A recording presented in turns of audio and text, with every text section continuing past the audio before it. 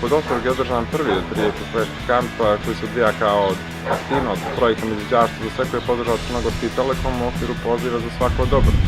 Na kampu su prijavljeni srednjoškolci imali priliku da nauče principe permakulture i održivog razvoja gradova koje nam je sa velikim zadovoljstvom prenio Aleksandar Novović iz bašte ekologike. Srednjoškolci su također imali priliku da nauče principe i mehanizme korištenja digitalnih tehnologija za organizovanje aktivnosti koje za cilj imaju poboljšanje položaja u svojim lokalnim zajednicama.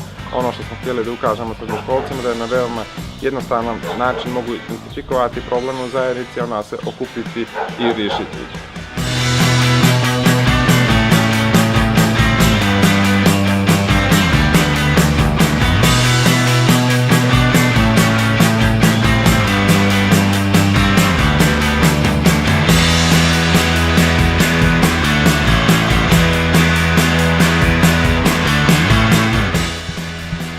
Eto, iza nas su 3 dana sjajnog druženja i učenja sa klincima i srednjoškolcima. Odradili smo i radionice u okviru teme ekoaktivizma u kojima smo tretirali, da kažemo, nove koncepte i mogućnosti realizacije ekoaktivizma danas, kao što su tranzicioni pokreti i grassroots pokreti, to su otprilike neke nove forme organizovanja građana, i s druge strane radili smo taj neki strukturni koncept u okviru kojeg sve to može da se realizuje, kao što su održivi gradovi.